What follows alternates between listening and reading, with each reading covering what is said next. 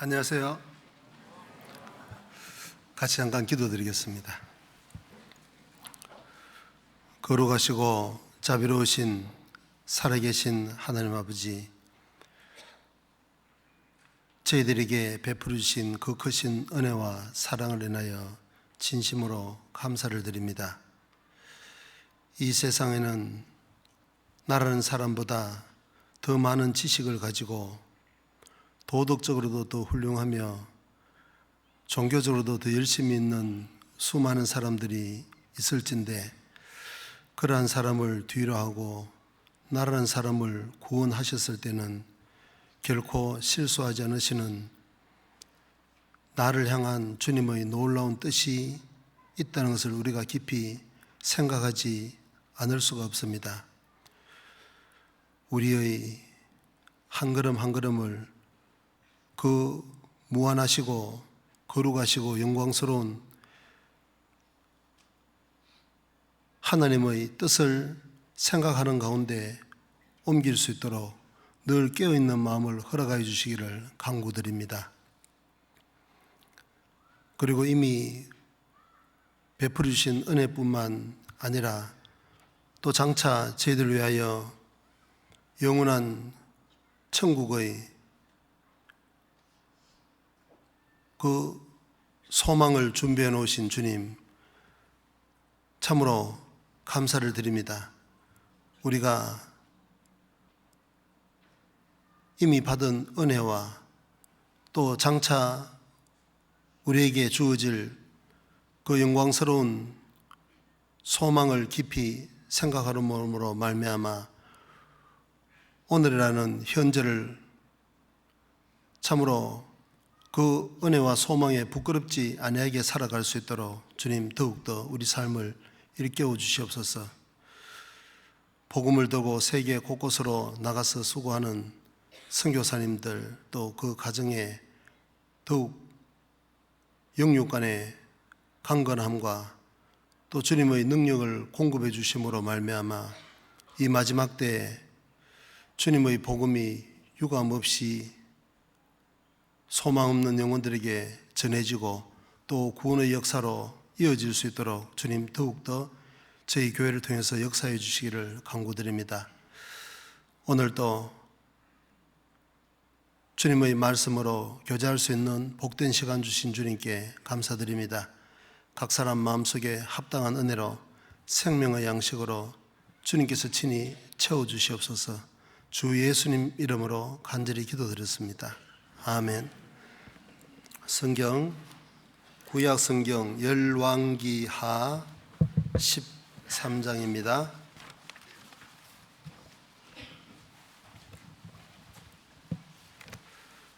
구약 584페이지입니다.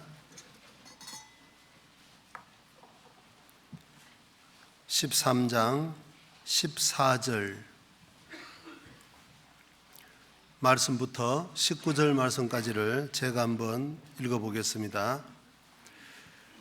엘리사가 죽을 병이 들매 이스라엘 왕 요아스가 저에게로 내려가서 그 얼굴에 눈물을 흘리며 가로되 내 아버지여 내 아버지여 이스라엘의 병거와 마병이여 하매 엘리사가 저에게 이르되 활과 살들을 취하소서.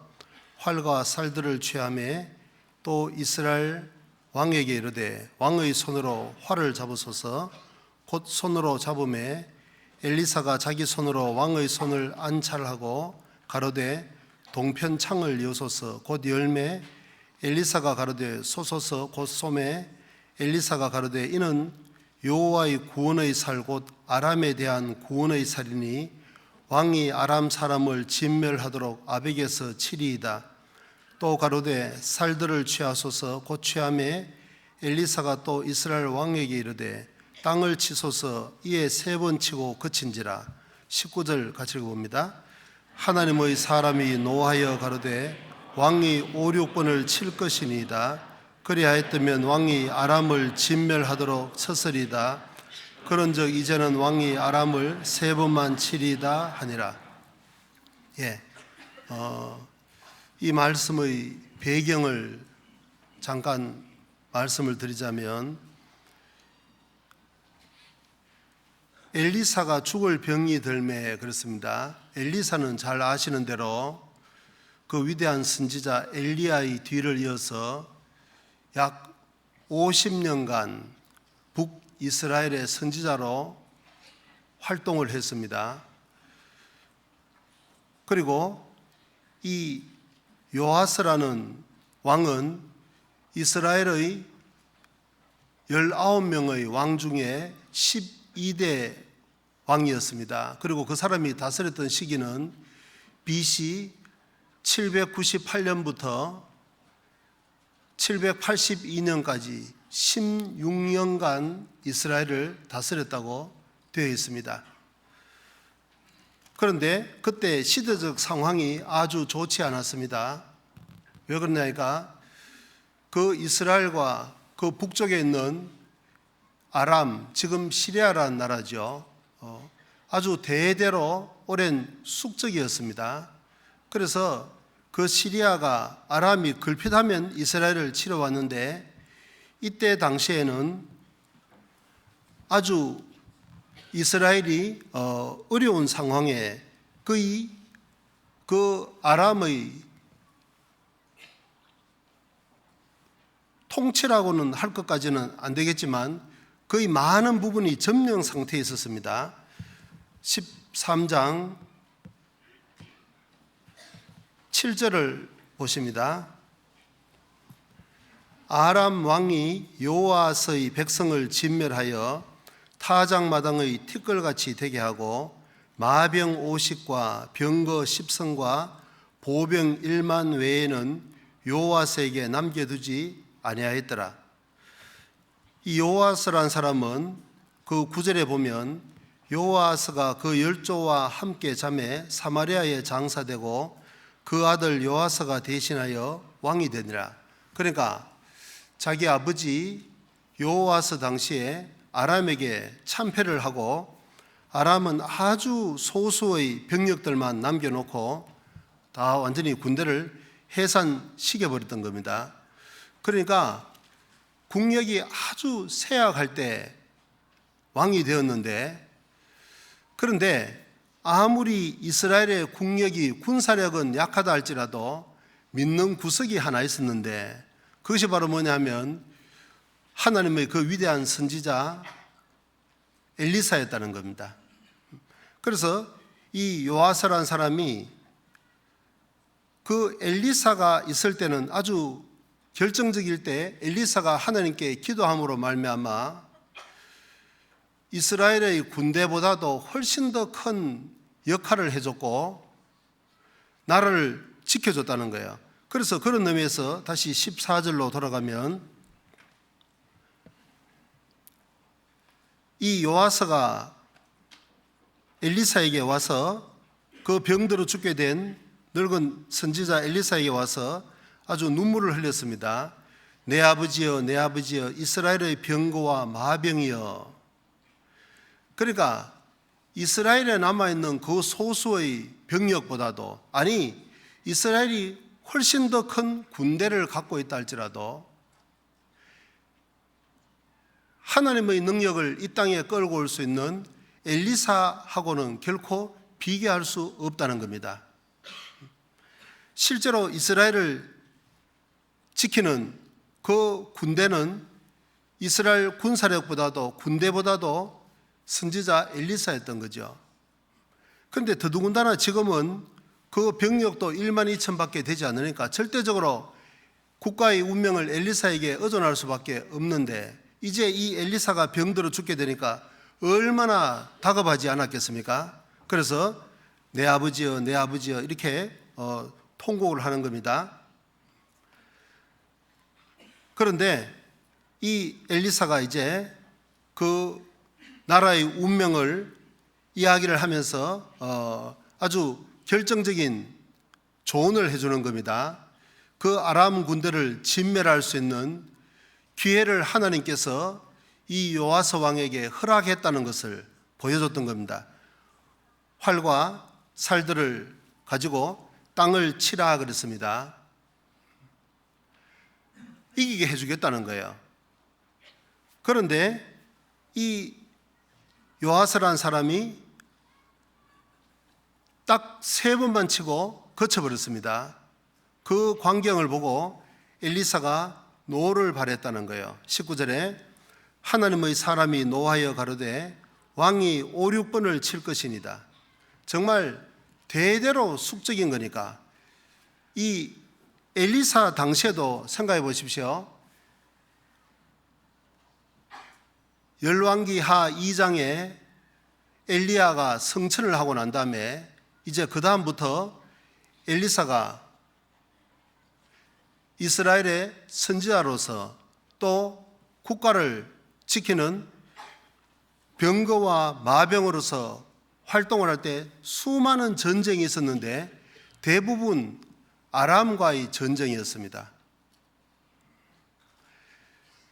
그래도 이스라엘은 엘리사가 있었기 때문에 아람을 이길 수가 있었는데 이제 없어지는 판에 엘리사가 하나님 품으로 다시 돌아가는 이 입장에 있어서 다시는 엘리사가 없다 할지라도 제기를 하지 못하도록, 정말 왕이면 국가를 대표해서 이길 기회를 준 거니까 다시는 제기하지 못하도록 어금니를 악물고 그 활과 살이 부서지도록 한 10번 정도 치면 좋겠지만 엘리사 입장에서 최소 5, 6번은 쳐야 되는데 이기겠다는 강한 의지가 있어야 되는데 그런 것도 없이 거의 근성으로 형식적으로 3번 치고 그쳤다는 겁니다.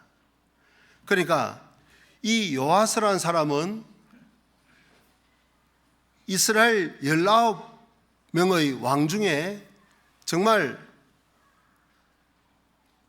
남유다의 다윗처럼 또는 히스기야처럼 성군이 될 수 있는 절호의 기회를 부여받았는데도 이 사람은 실패했습니다. 원인이 뭐예요? 이유가 뭐라고 생각하십니까? 아까 너무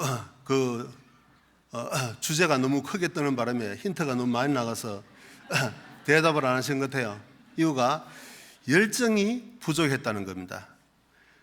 정말 왕으로서 국가의 전망을 책임을 지고 어떻게 해서라도 원수를 진멸하겠다는, 그리고 우리 국민을 보호해야 되겠다는 간절한 열정이 없었다는 거예요.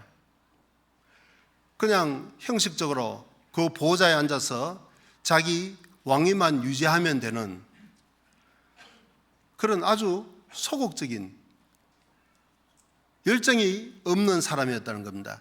그래서 오늘 우리가 신앙생활에 있어서 열정의 비중, 열정이 얼마만큼 중요한 것인지 그걸 좀 생각을 해보도록 하겠습니다. 성경 전체를 통해서 보면 우리가 신앙생활에 있어서 열정이라는 것은 거의 생명력이고 나아가서 신앙생활의 근본적인 원동력에 해당된다는 겁니다. 어떤 믿음의 선진치고 열정이 없는 사람은 없었습니다. 예를 들면 야곱이라는 사람은 우리가 그분의 초창기 생활을 보면 거의 도덕적으로 존경받을 만한 구석은 잘 보이지 않습니다. 자기의 뜻을 이루기 위해서 형을 속이고 아버지를 속이고 외삼촌과 정말 삼국지를 방불케 하는 그런 엎치락뒤치락 하는 그런 꾀를 내고 인격적으로 존경하기가 어려운 부분이 참 많다는 거예요. 그런데 왜 하나님은 그 사람을 끝까지 놓지 않고 지켜주시고 결국에는 이스라엘이라는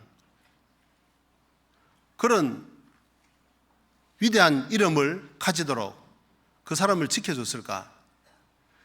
거기에도 열정이란 것이 숨어 있는 겁니다.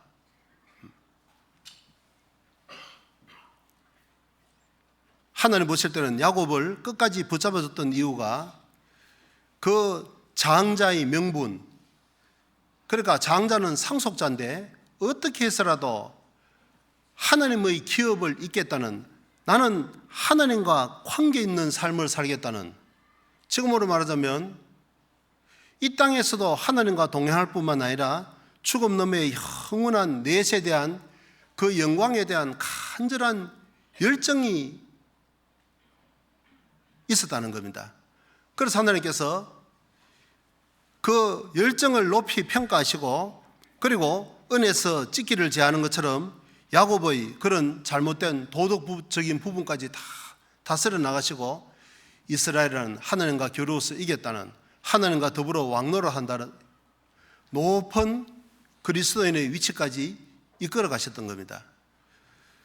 그리고 마태복음 1장에 보면 예수님의 족보에 네 사람의 여성이 등장을 하는데, 첫 번째 여성의 이름이 무엇인지 아시죠? 처음 듣는 것 같네. 네. 첫 번째 여성의 이름이 뭐예요? 이상합니다. 자, 예, 다말이라는 사람이죠. 유다는 다말에게서 베레스와 세라를 낳고, 그런데 성경을 보면 이 다말이라는 여성이 그야말로 이 문제의 여성이라는 거예요. 도덕적인 관점에서 보면 이해하기가 참 어려운 여성이었습니다. 그 유다의, 야곱의 12아들 중에 네 번째 아들인 유다에게 있어서 세 사람의 아들이 있었는데, 그 첫 번째 아들 이름이 엘이었죠. 엘의 부인의 이름이 다말이었습니다. 그러니까 다말은 유다의 며느리인데, 엘이 악해서 하나님께 징계를 받아서 죽고, 그리고 그때 당시에는 이 장자의 그 명분을, 기업을 계속 이어야 되니까 이제 동생이 그 형수를 취해서 자식을 생산하면 형의 이름에 호적을 올렸던 겁니다.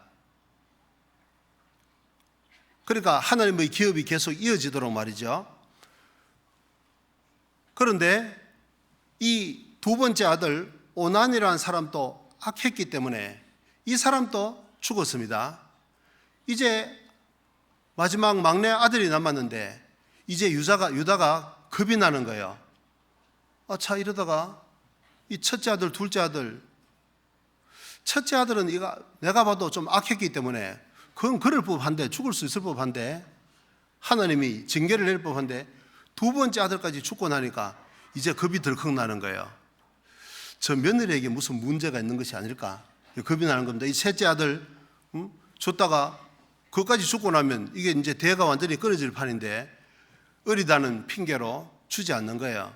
그리고 다말에게 잘 설득을 해서 집에 가서 이 막내 시동생이 클 때까지 좀 기다리라고 돌려보냈습니다. 그런데 다말이 볼 때는 이제 이 셋째 아들이, 시동생이 말이죠, 그 형의 역할을 할 수 있는 연령이 되었는데, 다 장성했는데도 시아버지가 유다가 겁이 나서 주지를 않는 거예요. 그래서 어떻게 했습니까? 그 다음에는 참 이야기하기 참 거북스럽게 됐습니다. 그래서 이 유다가 이러다가 이 대가 끊어지겠다, 그래서 비상수단을 써서 막 어떻게 이제 임신을 하게 됐는데, 창세기 38장 읽어보세요. 뭐 우리 중고등학생까지는 안 읽어도 되겠습니다만은, 예. 자, 임신을 하게 됐는데, 그러니까 그 소식이 시아버지 유다에게 들어가니까 유다가 이제 진짜 이제 참고 참았던 것이 폭발한 겁니다. 요즘 말로 하면 뭐예요? 분노 조절 장애가 이제 돼버린 거예요. 내가 그렇잖아도 심정은 갔는데 물증이 없었는데, 이거 보니까 이제 아들 둘 잡아먹고도 그것도 부족해서 이제는 세상에, 아니 남편 없는 과부가 어떻게 임신을 하냐, 야 그냥 죽이는 것도 아깝다, 아예 불로 싹 태워서 죽여버려라, 노발대발을 한 겁니다. 그때 다말이 끌려가면서 정표를 내보이죠. 내가 이 물건의 주인 때문에 임신을 했다고. 보니까 자기가 준 물건이었습니다. 그때 유다가 무릎을 치면서 찬성을 내뱉었습니다. 그는 나보다 옳도다 그랬습니다. 그는 나보다 옳았다는 거예요.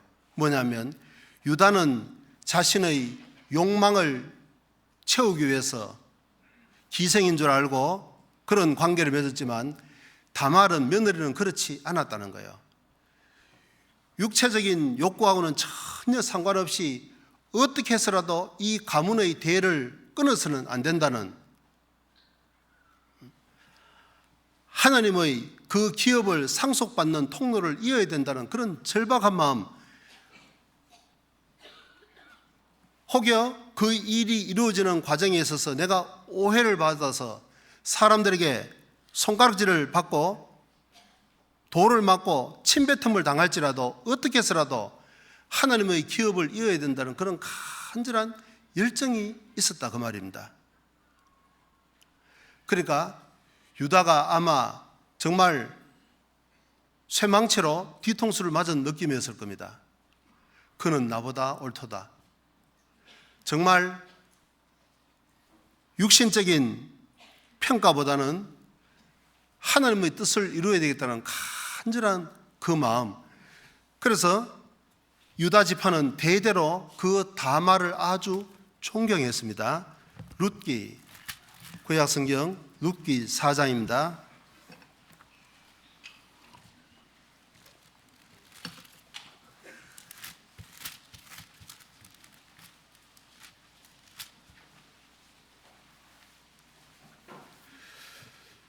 룻기 4장 11절. 성문에 있는 모든 백성과 장로들이 가로되 우리가 정인이 되노니 여호와께서 내 집에 들어가는 여인으로 이스라엘 집을 세운 라헬, 레아 두 사람과 같게 하시고 너로 에브라스에서 유력하고 베들레헴에서 유명케 하시기를 원하며 12절 같이 읽습니다.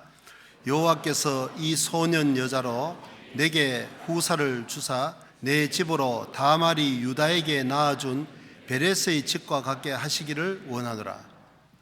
이제 이 이스라엘 장로들이 보아스라는 사람에게 준 축복의 말인데 그 내용이 내 집으로 다말이 유다에게 낳아준 베레스의 집과 같게 하기를 원하노라. 여기서 알 수 있는 것이 뭐죠? 우리가 도덕적으로 육신적으로 생각한다면 세상에 우리 족보에 할아버지가 며느리와 관계를 해서 대를 이었다. 이건 정말 있을 수 없는, 입에 담을 수 없는 수치스러운 일로 생각할 수 있을 것 같은데 유다 지파는 전혀 그렇지 않았다는 거예요. 그 다말이란 여성을 아주 높이 평가하고 아주 존경하는 그런 마음을 가졌다는 거예요.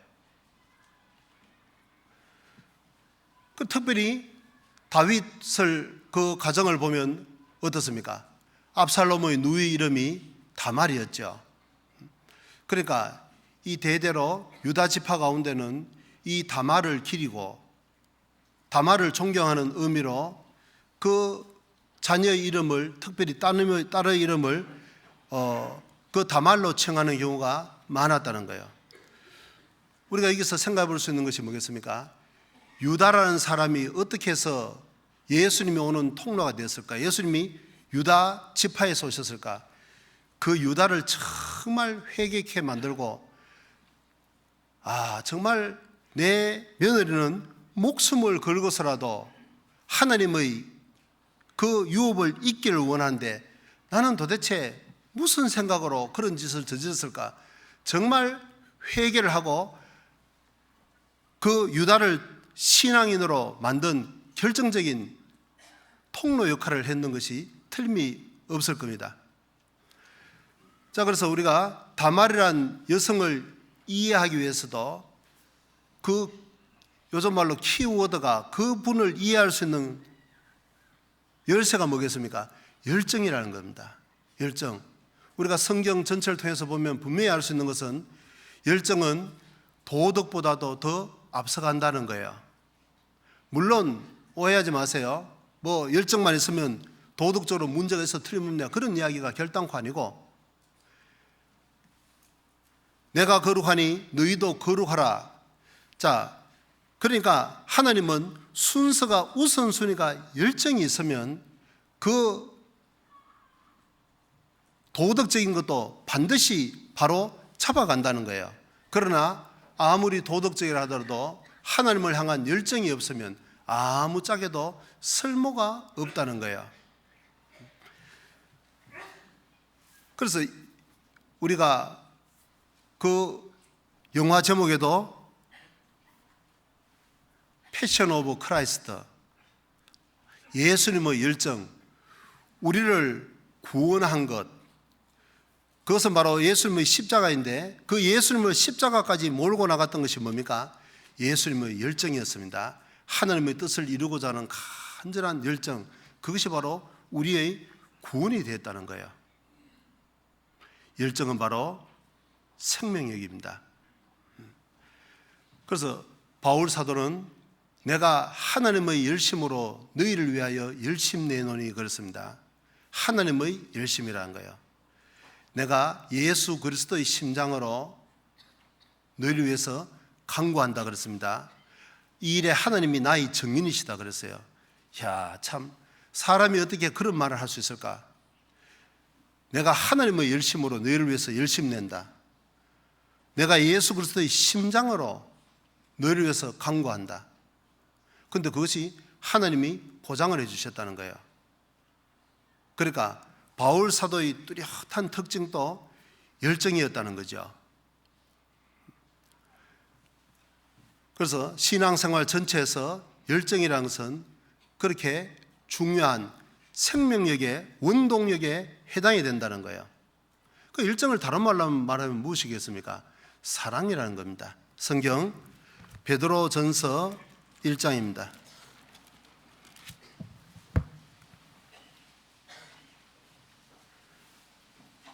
베드로전서 1장 22절,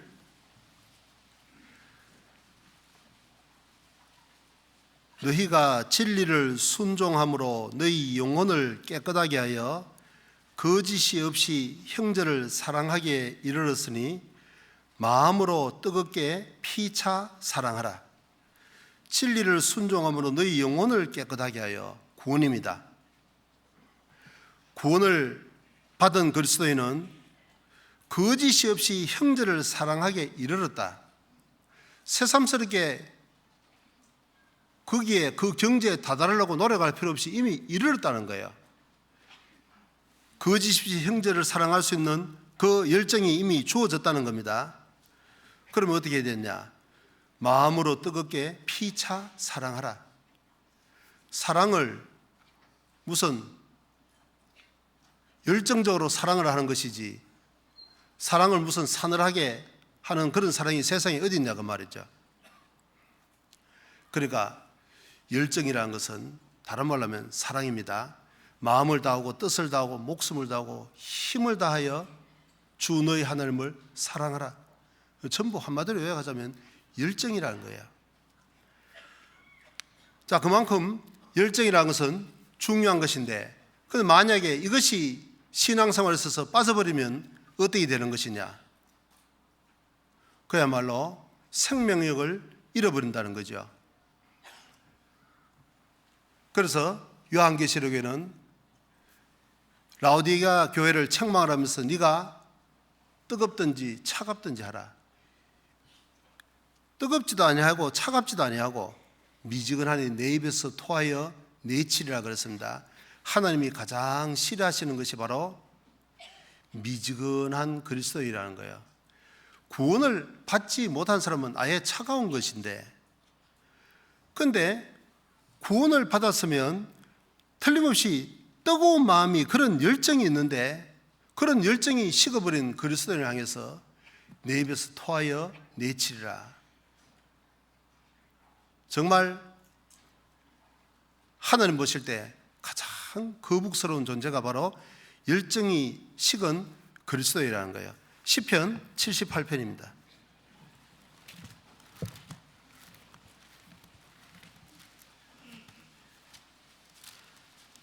시편 78편 57절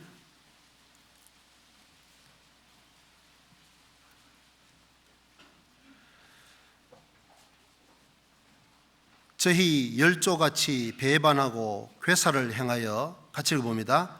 속이는 활같이 빛가서 이게 유대인들이 광야 생활의 죄를 쭉 열거를 하면서 그 특징을 이렇게 표현했습니다.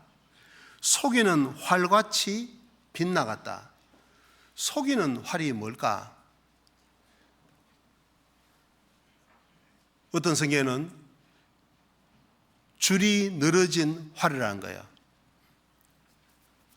활의 생명력은 뭐겠습니까? 그 화살줄이 아주 팽팽해야만 그게 화살을 시위를 매겨서 당기면 멀리까지 날아가서 적의 심장을 꿰뚫는 고대 시대에 있어서는 오늘날 미사일에 비견될 수 있는 그런 중요한 병기가 바로 활인데, 활의 생명은 그 줄이 정말 튼튼하고 팽팽해야 되는 것인데, 겉으로 일견 볼 때는 활이 있고 줄이 있으니까 이 전쟁하는데 요긴하겠다고 생각해서 하고 들고 나갔는데, 정작 화살을 시위 매겨서 날리려고 하니까 줄이 축 늘어졌더라 그 말이에요. 그거 어떻게 하겠습니까? 얼마가 날아가겠냐고. 그걸 가지고 어떻게 적을 물리치겠냐 그 말이에요. 아무짝에도 쓸모없는 정도가 아니라 자신을 죽이는 도구가 되어버린 겁니다. 아예 처음부터 줄이 끊어졌더라면 이게 끊어졌구나, 다시 이어서 처음부터 준비를 해서 나갔을 수 있을 텐데, 줄이 이어져 있었기 때문에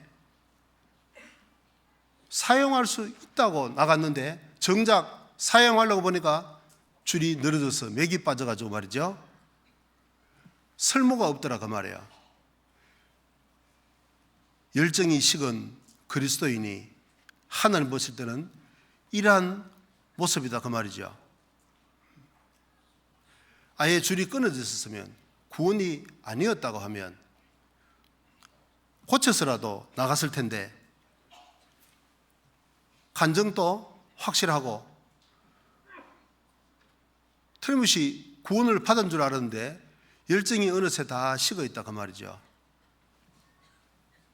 전혀 쓸모가 없다는 겁니다. 그래서 디모데전서 5장 6절에 일락을 사랑하는 자는 살았으나 죽었느니라. 구원을 받았어도 마음속에 열정이 식고 일락을, 이 세상의 쾌락을 쫓는 사람은 하나님 보실 때는 살았으나 죽었다는 거예요. 그렇게 성경은 열정 없는 그리스도인을 책망하고 있습니다. 그러니까 다시 말씀드리자면 열정은 생명력이고 신앙생활의 원동력인데, 문제는 이제 이 열정에도 좀 문제가 있다는 거예요.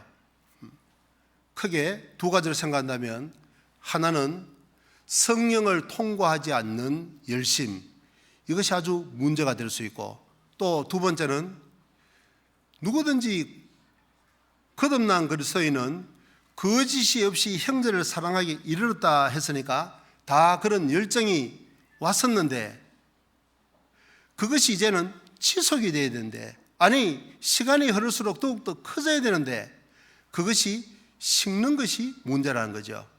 그 두 가지를 이제 하나씩 생각해 보는 겁니다. 먼저 성경에서 말씀하는 열심이라는 것은 반드시 성령을 통과해야 될 것을 말씀을 하고 있습니다.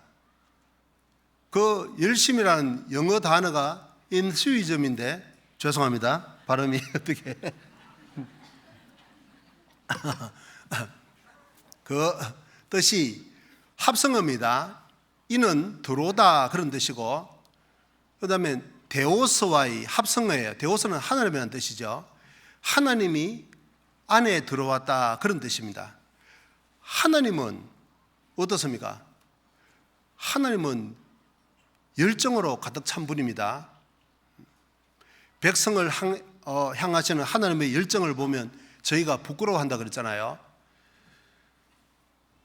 하나님은 열정 그 자체인데, 문제는 그 성령을 받지 않는 열심은 아주 위험하다는 겁니다. 예수님을 십자가 못 박아 죽인 사람들이 누구였습니까? 유대인들이었습니다. 로마서 10장 2절에 바울 사도는 간증하기를 저희가 하나님께 대해서 열심히 있으나 지식을 쫓은 것이 아니요 그랬습니다. 하나님께 대해서 열심히 있었는데 성령을 통과한 열심이 아니었다는 거예요. 마치 레위기 10장에 보면 아론의 두 아들 나답과 아비후가 다른 불로서 하나님께 제사를 드리다가 죽었잖아요. 그것처럼 이 구원받지 못한 열심은 하나님을 대적하는 것이 되고, 또 구원을 받았다 하더라도 잘못하면 자신이 가지고 있는 천성적인 열심, 타고난 열심을 그대로 적용을 시키면 이 교회에 문제가 될 수 있다는 거예요. 마치 아론과 미리암이 모세를 대적을 했고, 또 모세를 그토록 괴롭혔던 많은 사람들이 열심 있는 사람들이었습니다. 족장들이었잖아요.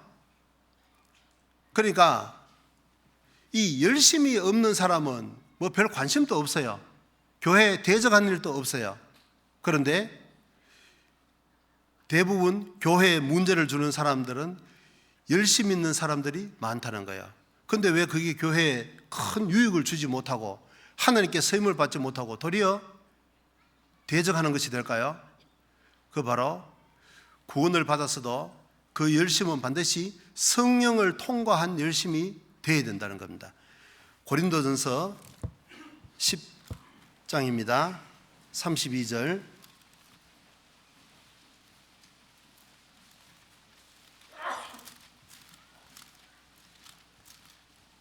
(10장) 32절.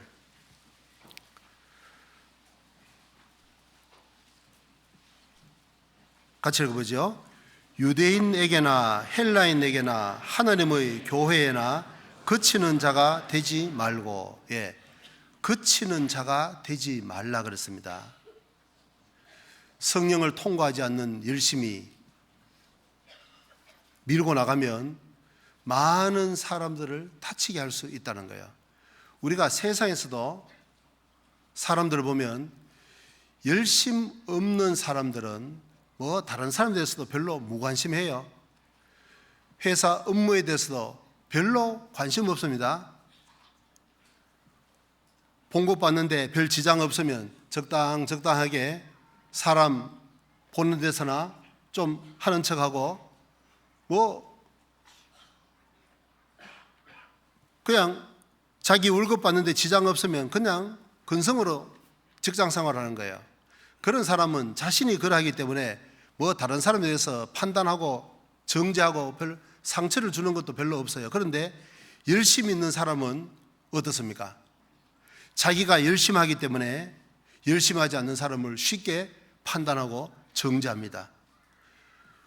교회 안에서도 거의 비슷하다고 할 수 있죠. 어떤 사람은 열심히 하기 때문에 봉사에도 빠지지 않고 전도에도 앞장서고 막 열심히 하는데, 그렇게 열심히 하기 때문에 열심히 하지 않는 다른 형제자매님들을 판단할 수가 있다는 거예요. 상처를 주고 문제를 줄 수 있다는 겁니다. 그 왜 그럴까? 정말 성령을 통과한 열심이라면 그렇게 열심히 하지 못하는 분들의 형편을 되돌아보고 이해하려고 노력하고, 또 그 연약한 믿음을 붙잡아 주려고 기도를 할 텐데, 긍휼히 이길 텐데 왜 판단하고 정죄하느냐? 그건 바로 성령을 통과하지 않는 열심이기 때문에 그렇다는 겁니다. 그래서 그걸 아주 간단하게 요약해서 말씀드리자면, 그 영국에 고아원 사업을 했던 조지 밀러라는 분 계시죠?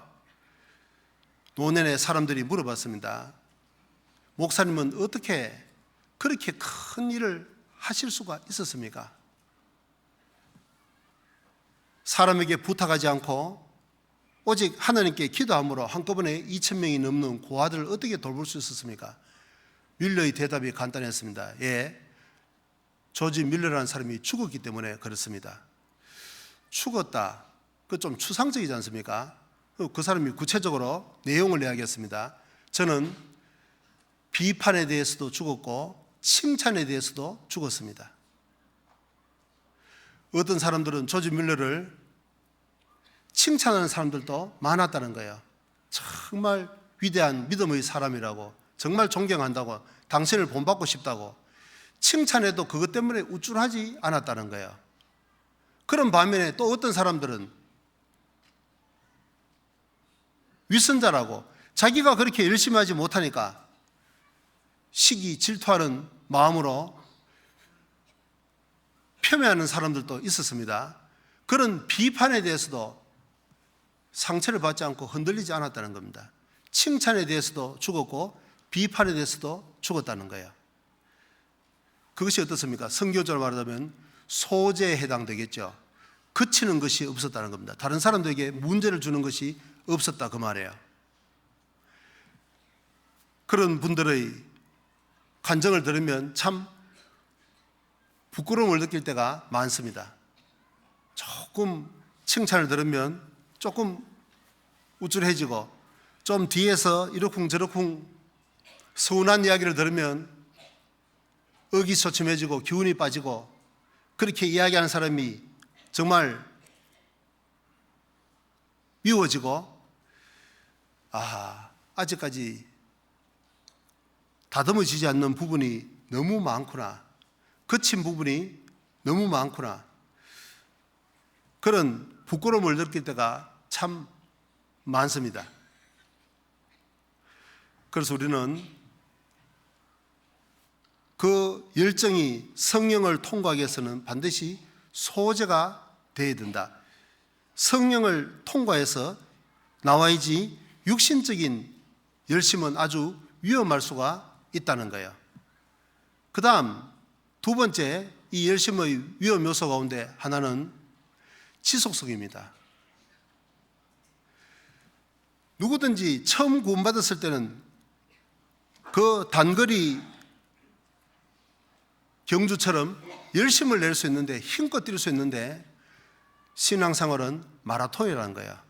그 열심이 계속 지속이 되어야 된다는 겁니다. 자, 그러자면 무엇이 필요하겠습니까? 그 열성이다 할 때 전부 한자에 보면 불화자가 다 들어가 있잖아요. 이 불처럼 뜨거운 것이 있는데, 그것이 성령이 마음속에 들어왔을 때는 그 뜨거운 타오르는 주님을 향한 그 열정이 다 있는데, 그게 계속 타자면 어떻게 되겠습니까? 기름을 계속 공급받아야 되겠죠. 그 성령의 기름을 계속 공급받지 못하면 열정은 오래가지는 못할 겁니다. 베드로도 어떻게 하겠습니까? 다 주님을 버릴지라도 저는 주님을 버리지 않겠습니다. 정말 열심히 있었고 실제로 그분의 본심이었을 겁니다. 그러나 죽음이 자기의 목을 딱 겨누니까 그 열심은 사라져 버렸습니다. 계속적인 공급이 필요하다는 거예요. 한 대표적인 예로 사울을 한번 생각해 보겠습니다. 이스라엘의 초대왕 사울, 그 사람도 처음에는 기름 부음을 받고 처음에 시작할 때는 아주 열정적인 사람이었습니다. 겸손한 것뿐만 아니라 열정이 있었다는 거예요. 사무엘상 11장입니다.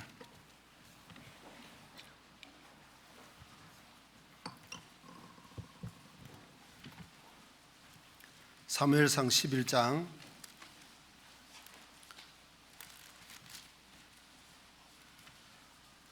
6절,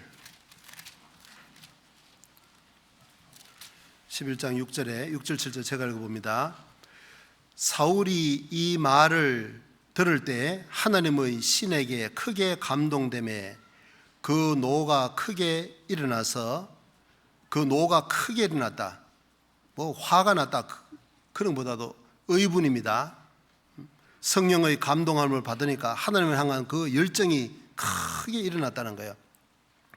한결이 소를 취하여 각을 뜨고 사자의 손으로 그것을 이스라엘 모든 지경에 두루 보내어 가로되 누구든지 나와서 사울과 사무엘을 좇지 아니하면 그 소들도 이와 같이 하리라 하였더니 여호와의 두려움이 백성에게 임하매 그들이 한 사람같이 나온지라.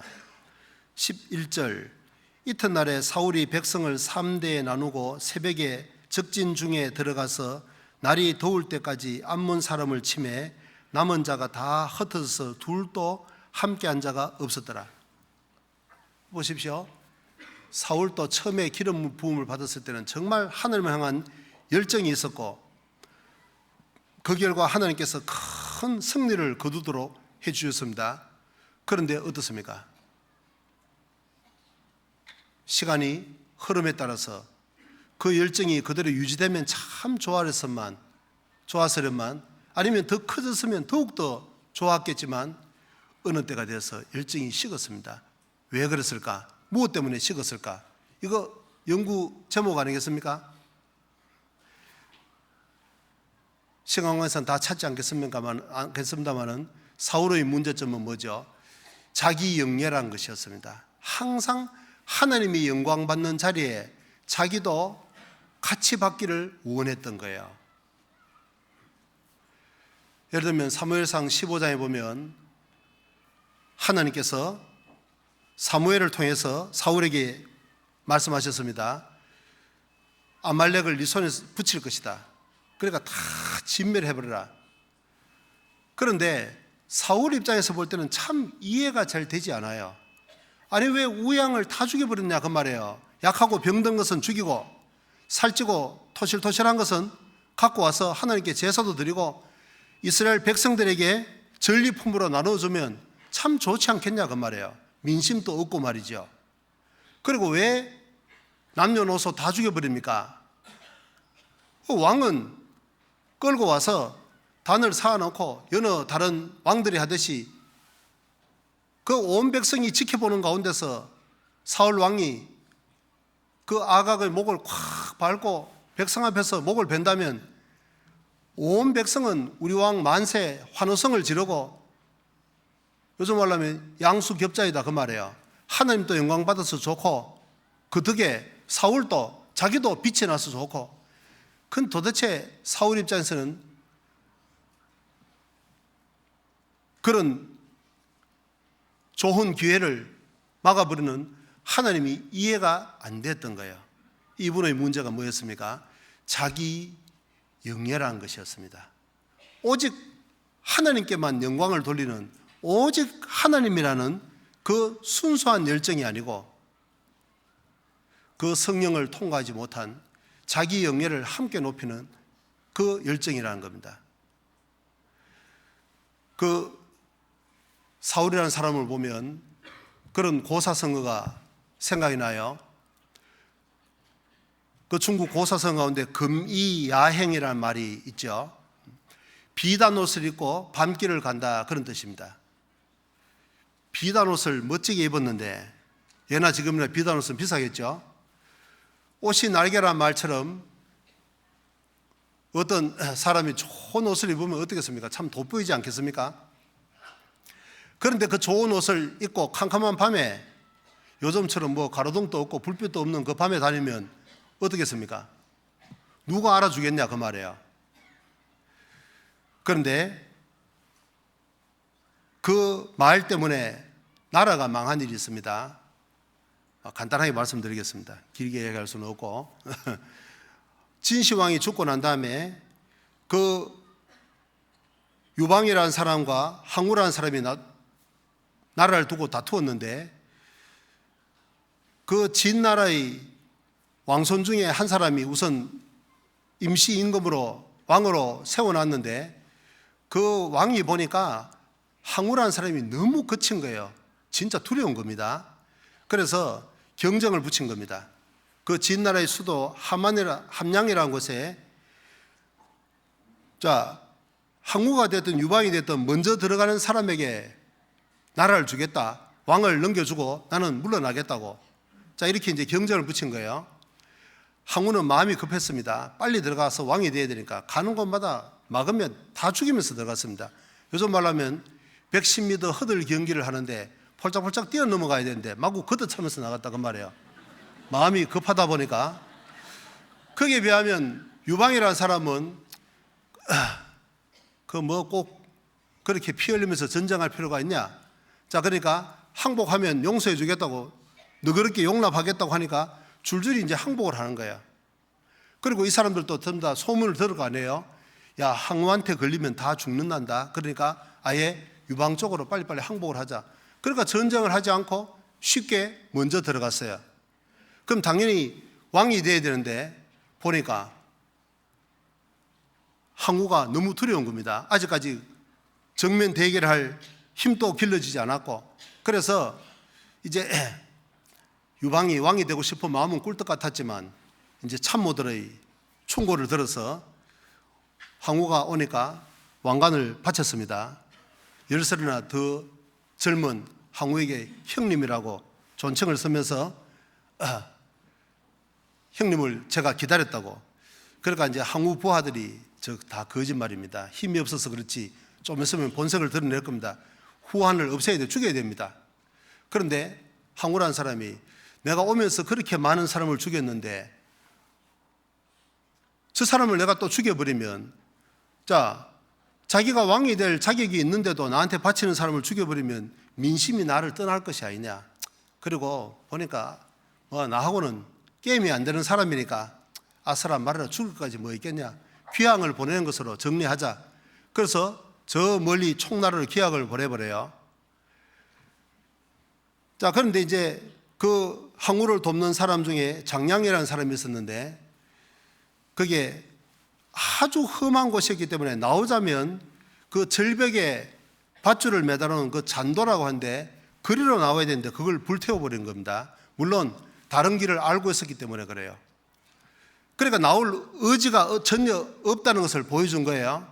자, 이제 그런 상황에서 이제 숨어서 힘을 기르고 있는데, 그런데 장량이 보니까 항우라는 사람이 여기에 딱 있는 동안에는 나오는 통로가 여기밖에 없으니까 절대로 못 나오는 겁니다. 어떻게 해서라도 천도를 하도록 수도를 옮기도록 해야 되는데 이 사람이 어떻게 했냐니까 항우의 심리를 이용한 겁니다. 애들한테 사탕을 쫙 나눠주고 노래를 하나 가르쳐 준 거예요. 금이야행이라는 노래를. 항우가 순찰을 하다 들어보니까 애들이 노래를 부르는데 금이야행이다. 비단 옷을 입고 밤에 간다. 자기 마음하고 딱 맞아 떨어지는 겁니다. 왜 그러냐면 항우는 저 멀리 오나라 사람인데 여기 와서 지금 황제 노릇을 하고 있다 그 말이에요. 자기가 성공한 것, 자기가 출세한 것을 고향 사람에게도 좀 보여주고 같이 나누고 싶은데 너무 멀리 떨어져 있으니까 이게 너무 재미가 없다 그 말이에요. 크게 출세를 했으면, 성공을 했으면 뭔가 좀 자기를 나타내 보이고 싶은데, 그래서 아하, 이게 바로 천심이 아닌가, 하늘의 뜻이 아닌가, 이렇게 해서 부하들의 만류를 무릅쓰고 수도를 옮겨버려요. 그런 사이에 이쪽으로 나온 거죠. 그래서 결국은 패한 겁니다. 자, 그 말 뜻이 뭐냐? 명예심이라는 겁니다. 이 사람의 명예심이라는 것이 어떤 사람에게는 자기 명예가 손상을 받으면 못 견디는 사람이 있어요. 자기가 자존심이 상하면 분해서 못 견디는 사람 많죠? 요즘 말하면 뭐 분노 조절 장애 좀 된다 그 말이죠. 응? 사람마다 약점이 다 다른 겁니다. 사울이라는 사람의 약점, 그 사람의 열정을 식게 한 것은 바로 뭐예요? 자기 명예라는 것이었고, 다윗도 정말 열정적인 사람이었지만 치명타를 한번 입었죠. 그게 바로 뭐죠? 안목의 정욕이라는 것이었습니다. 이성적인 유혹에 넘어졌고, 어떤 사람은 물질이라는, 돈이라는 것 때문에 열정이 식고, 한마디로 말하자면 세상이라는 것인데, 마귀는 그리스도인의 열정을 식히기 위해서 가장 그 사람이 좋아하는 것을 가지고 파고든다는 거예요. 돈을 좋아하는 사람에게는 돈이라는 것을 가지고 열정을 식게 만들고, 이성에 약한 사람에게는 이성을 가지고 하늘을 향한 열정을 식게 만들고, 명예를 좋아하는 사람에게는 자기를 높이는 명예를 가지고 하늘을 향한 그 열정을 식게 만들고, 이 세상이라는 것을 가지고 사람의 마음을 식게 만듭니다. 그러니까 우리 그리스도인들도 자칫하면 이 땅에서 하나의 우상 숭배를 할 수 있는데, 그게 뭐겠습니까? 이스라엘 민족이 광야 생활을 하면서 죄로 얼룩진 삶을 살았습니다. 우상 숭배를 하고 하나님을 원망하고 또 간음죄를 짓다가 죽었지만 대부분 사람들은 불평을 하다 죽었습니다. 왜 불평했겠습니까? 불평한 이유가 뭐예요? 조금 어려움이 닥치면, 고난이 닥치면 하나님을 원망한 거예요. 이유가 뭡니까? 이 땅에서의 완벽한 삶이라는 잘못된 우상을 가지고 있었던 거예요. 오늘날 우리는 어떻습니까?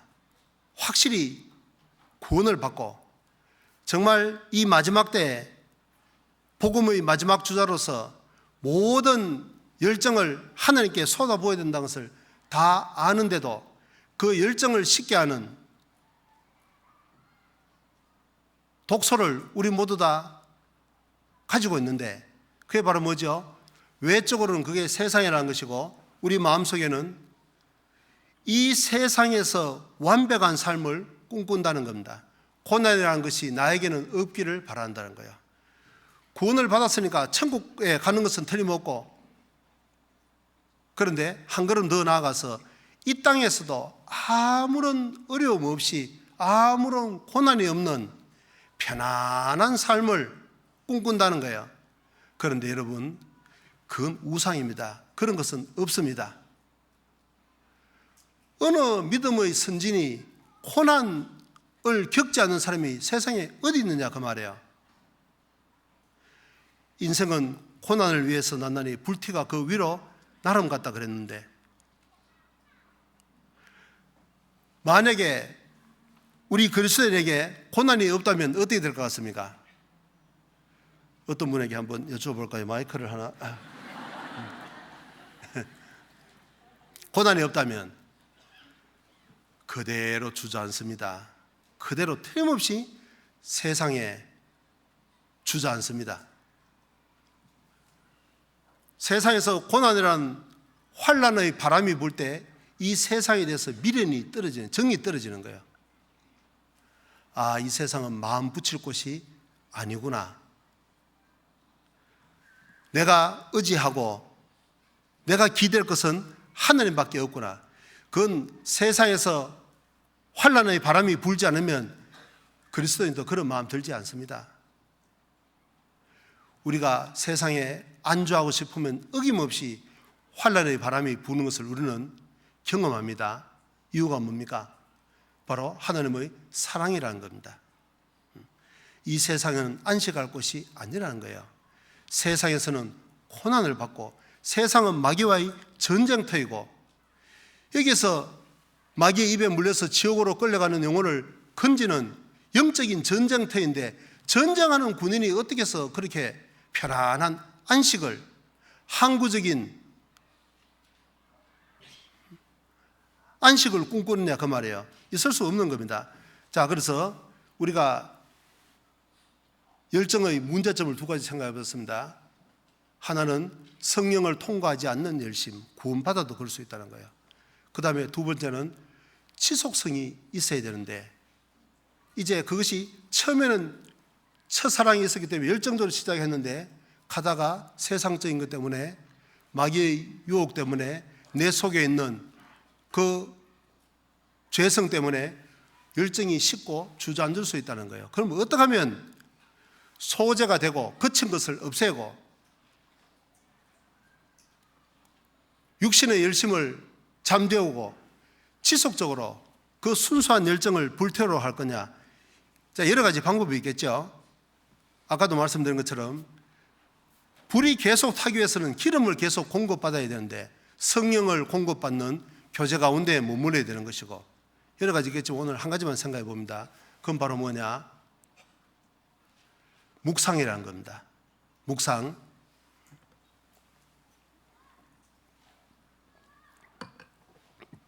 이 말씀도 일종의 기름인데 그 말씀이 왜 나에게 열정을 더욱더 불태우는 기름의 역할을 못하는 거냐? 그게 묵상이 습관이 안 되면 그럴 수가 있다는 거죠. 그러니까 우리가 말씀을 읽을 때 읽는 방법도 중요하다는 겁니다. 나는 하루에 1시간을 읽습니다. 그러면 1시간을 읽을 때 30분만 읽으라는 거예요. 30분만 읽고 30분은 묵상을 하라는 겁니다. 묵상. 자, 묵상이 왜 그렇게 중요하냐? 조금 이제 먼저 생각을 해봅니다. 사람이 행동이 가장 쉽게 나오는 것은 뭐예요? 의지만 가지고 행동이 그렇게 쉽게 나옵니까? 그렇지 못하죠. 작심삼일이라는 말이 그 무슨 말입니까? 아무리 굳게 결심을 해도 3일을 잘 못 가더라 그 말이죠. 굳게 결심했다는 것은 의지인데, 그런데 이 우리의 생활이, 우리의 삶이, 우리의 몸이 이 의지를 다 따라주지 못한다는 거예요. 그러면 우리 몸을 가장 쉽게 움직이는 것은 감정입니다. 감정이 움직이면 몸은 아주 쉽게 움직이는 거예요. 예를 들면 부모님들이 왜 자식들을 위해서 그렇게 고생을 하고 헌신합니까? 내가 설 수 있는 권리가 있음에도 불구하고 다 자제를 하고 자녀를 위해서 한 푼도 아낌없이 다 쏟아붓습니다. 이유가 뭡니까? 사랑한다는 감정이 가득 차 있기 때문에 그렇다고 말해요. 예를 들면 우리가 이 성경에서도 예수님은 어떻습니까? 무리를 보고 불쌍히 여기시고 민망히 여기시니까 긍휼이 가득 차니까 그 감정적인 요소죠. 그들을 먹이는 것은 조금 더 어려운 일이 아니었습니다. 그 우리도 이 마음속에 그 감정이 하나님을 향한 쪽으로 움직이면 하나님을 향해서 살아가는 것이 조금 더 어렵지 않다 그 말이에요. 그런데 문제는 그 감정이 믿을 것이 못 된다는 거예요. 다윗을 보십시오. 그 위대한 그리스도인도 이성을 바라봤을 때 그 감정이 엉뚱한 쪽으로 육신의 소욕 쪽으로 흐르니까 거기에 충실하니까 여지없이 완전히 마귀에게 거꾸러졌습니다. 그러니까 이 감정을 절대로 풀어놓으면 안 된다 그 말이에요. 감정이 항상 말씀 쪽으로 향하도록 감정을 다스릴 수만 있다면 그러면 행동은 아주 쉽게 나온다는 겁니다. 그리고 우리 감정이 항상 하늘을 향해서 불탈 수 있도록 훈련을 한다면 경건에 이르기를 연습하라 그랬잖아요. 그 방법이 뭐냐? 그것이 바로 묵상이라는 겁니다. 묵상.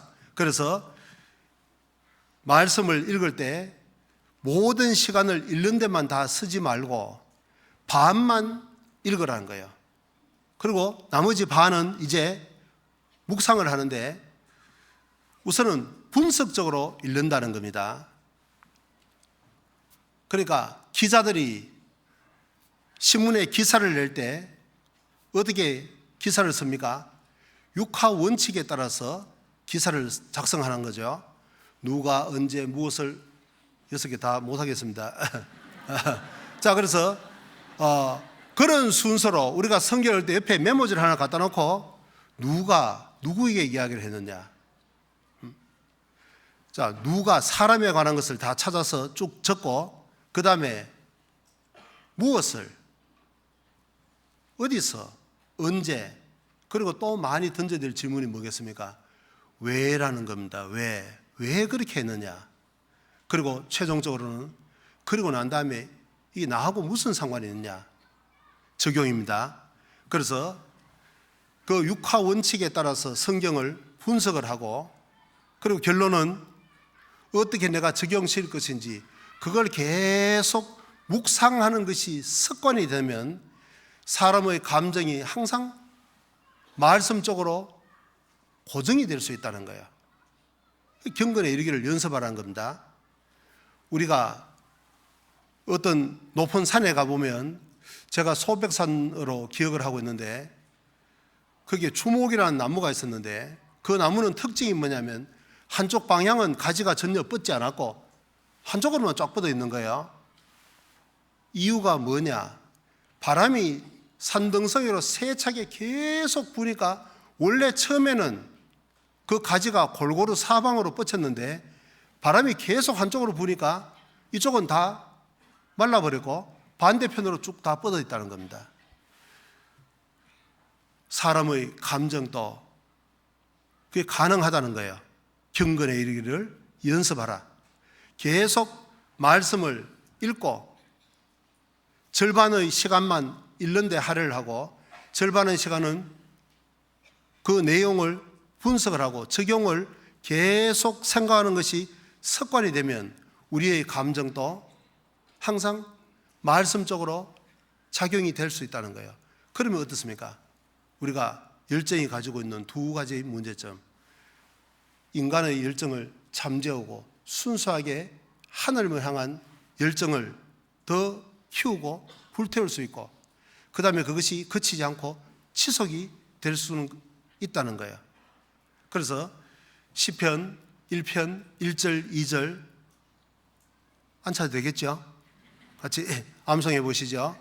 복 있는 사람은 악인의 꾀를 쫓지 아니하며 죄인의 길에 서지 아니하며 오만한 자의 자리에 앉지 아니하고 오직 여호와의 율법을 즐거워하여 그 율법을 주야로 묵상하는 자로다. 그 묵상이라는 것이 그 열정을 정말 올바르게 유지시켜주는 좋은 방법 가운데 하나라는 겁니다. 자,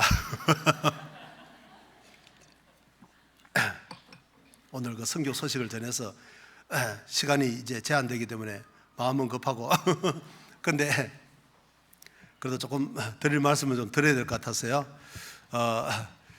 자, 선교사는 그러면 무엇으로 사는가? 제목이 너무 거창해서 길다고는 생각하지 걱정하지 마십시오. 최대한 빨리 끝내겠습니다.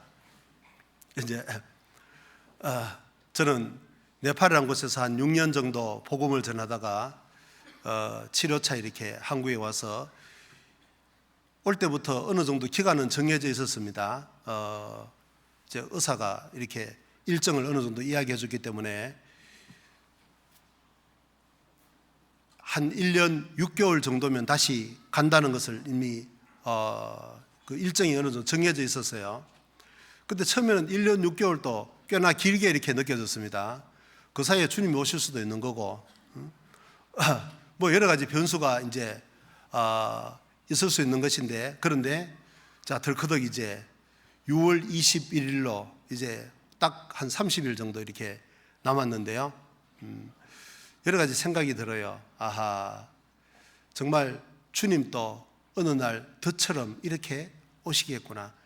우리가 한 사람의 인간으로서 생이 마감되는 날, 죽음이죠.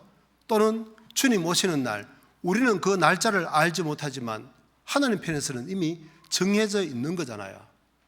그런데 우리는 때때로 세상에 살면서 그것을 잊어버리고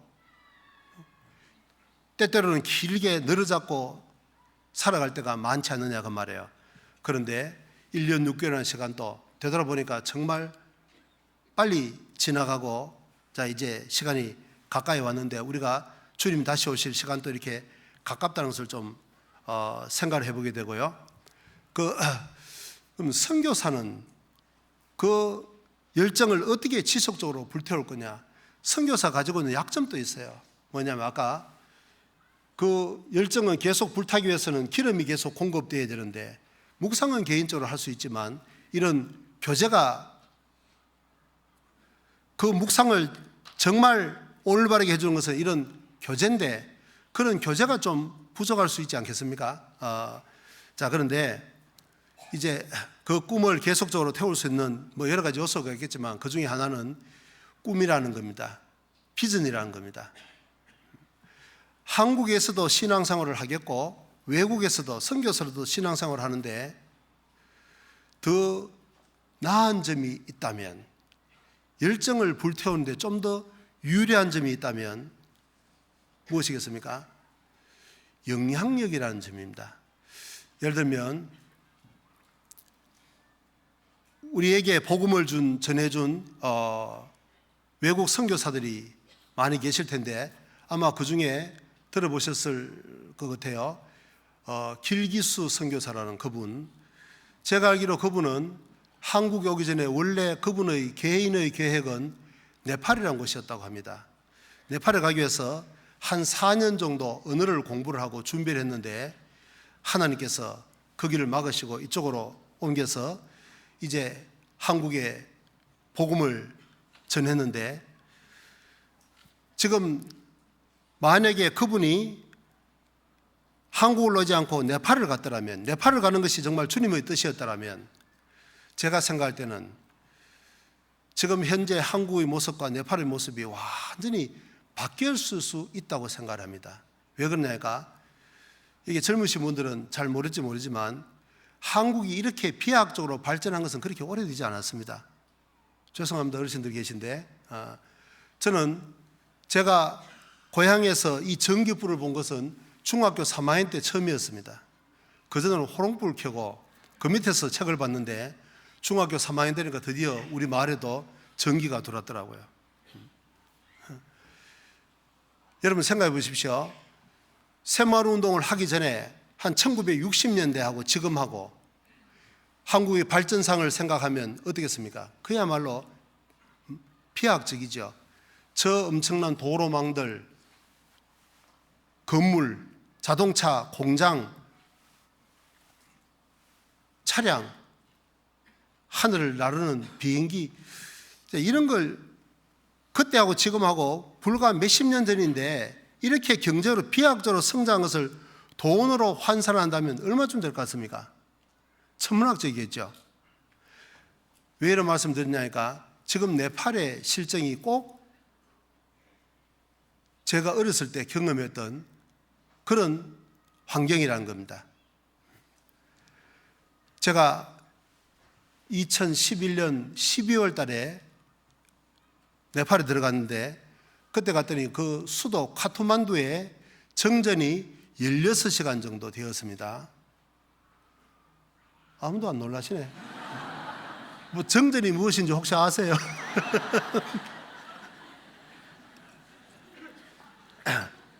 불이 안 들어오는 거예요. 전기가 안 들어오는 거예요.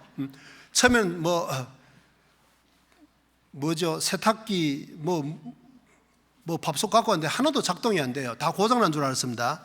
나중에 전기 샌데 보니까 다 되더라고.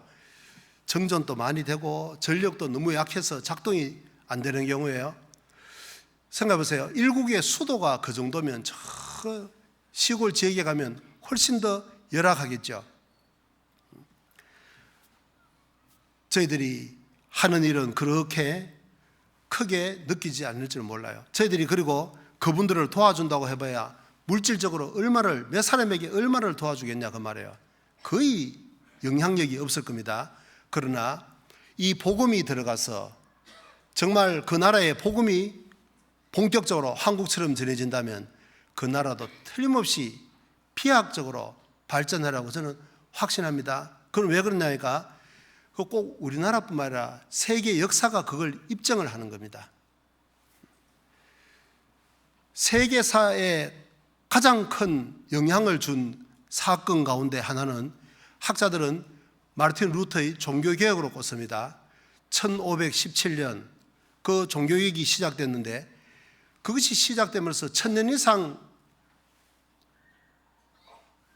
유지되었던 중세 봉건주의가 완전히 다 무너지고 왕권 신수설이는 그런 황당한 이론들이 다 무너지고 민주주의 토대가 되었습니다. 그리고 이제 영국에 그 복음이 들어갔습니다. 영국이 그전에는 유럽의 주류가 결단코 아니었습니다. 유럽 입장에서, 주류 입장에서는 유럽의 주류는 프랑스, 이탈리아, 스페인, 네덜란드, 독일 이런 나라들인데, 그런 나라를 볼 때는 영국은 사실 저 변방의 야만 국가였습니다. 그런데 어떻게 해서 영국이 해가 지지 않는 나라가 되었느냐? 빅토르 위고라는 프랑스의 유명한 그 작가가 있죠.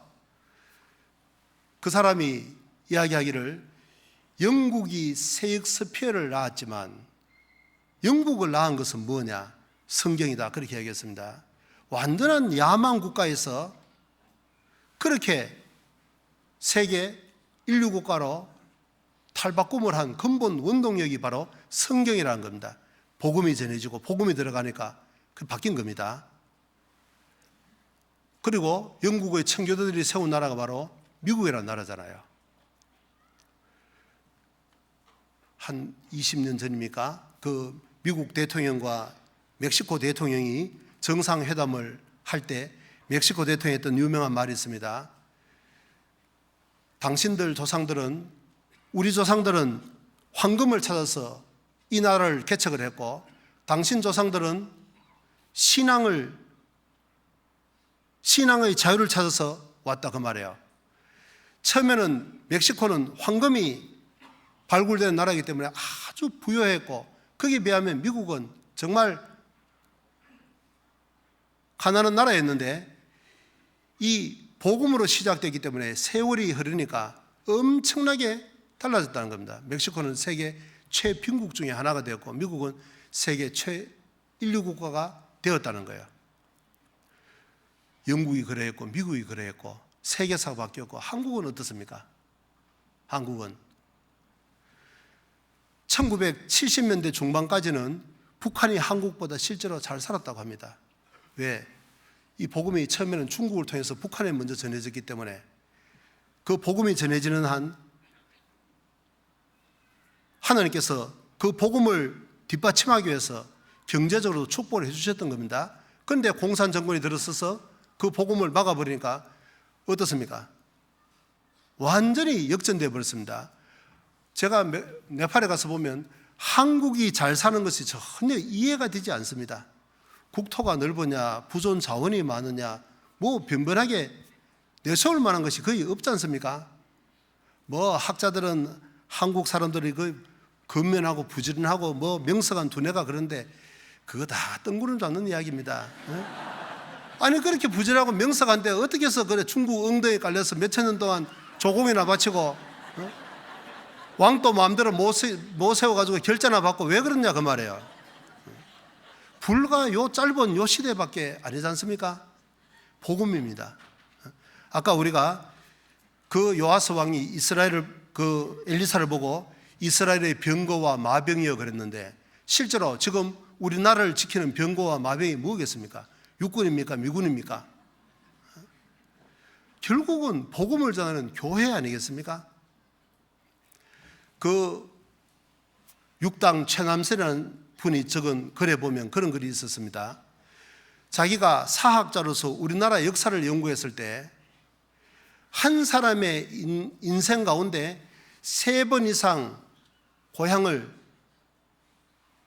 떠나서 피난 가지 않는 세대가 단 한 세대도 없었다고 했습니다.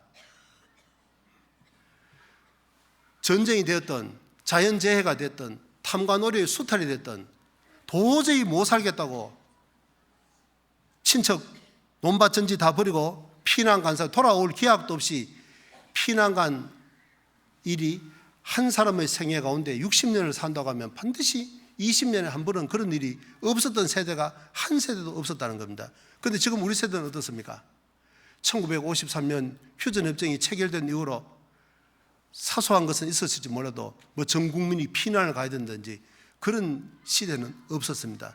약 몇 년이죠? 2019년이니까 빨리빨리 계산 좀 해보세요. 66년쯤 됩니까? 이런 시대가 한 번도 한국 역사상 없었다는 겁니다. 이유가 뭡니까? 이게 복음 외에는 도대체 절대로 설명이 안 되는 겁니다. 그렇지 않습니까? 그러니까 그럼 선교사는 그런 희망을 가지고 그 꿈을 가지고 내가 하는 일은 비록 작게 보일지 몰라도 정말 이 복음이 이제 활발하게 전해지기 시작하면 하나님께서 하늘 문을 열고 이 나라에 제가 복음을 전하도 온 나라는 어디라고요? 아이고, 감사합니다. 전혀 모르고 계신 줄 알았네. 예. 네팔이라는 나라에 거기에서 정말 훈련받은 그리스도인들이 우리들처럼 어느 정도 이제 복음 전하는 것이 되는데 말씀을 통해서 교회를 세우고 형제 자매를 정말 주님께로 가까이 이끄는 거기까지는 조금 더 시간이 필요할 것 같아요. 저는 한 10년 정도면 충분히 가능하다고 생각을 합니다.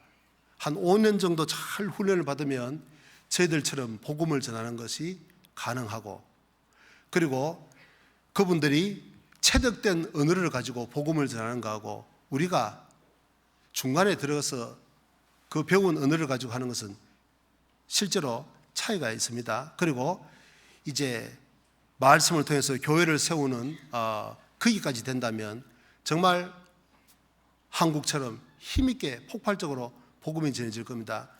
자, 그래서 이제 네팔이라는 나라를 넘어서 위로 중국, 밑으로 인도, 약 세계 인구의 40%를 차지한다는 그런 엄청난 대국에 그 사람들이 복음을 전하기 시작한다면 정말 네팔은 유럽의 스위스를 능가하는 그런 나라가 되라고 생각합니다. 어떤 부분에서 일종의 육신적인 부분이 있을지 모르지만 어쨌든 정말 영혼이 잘 되면 그 나라도 틀림없이 그런 축복을 받을 겁니다. 그래서 선교사들을 위해서 많이 기도해 주시고, 또 이제 대집회가 다음 주로 아주 가까이 다가왔습니다. 아까 말씀드린 것처럼 우리나라를 지키는 병거와 마병은 우리 그리스도인들입니다.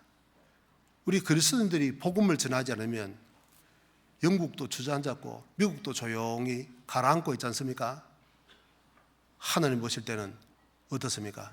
이제 이 복음이 정말 국내를 넘어서 세계적으로 힘있게 복음이 전해지는 한국이 어쩌면 마지막 보루로 보고 있다고 해도 틀림이 없을 거라고 생각합니다. 다 뭐 선교사로 다 나가면 어떡하겠냐 그 말이에요. 뒤에서 정말 기도로 또 물질로 후원해 주는 이 모교회가, 한국교회가 튼튼해야 일선의 선교사들도 힘있게 복음을 전할 수 있는 것 아니겠습니까? 그래서 우리가 다음 주 대전도 집회를 준비하는 그 일에 있어서도 우리는 정말 자부심을 가지고 이 열정을 불태워야 되겠습니다. 기도드리겠습니다. 자비로우신 우리 주님, 감사를 드립니다. 우리가 깨달은 그 복음 안에 주님의 생명이 들어와 있고, 그 주님의 생명은 주님을 향한 뜨거운 열정이라는 것을 우리가 배웠습니다.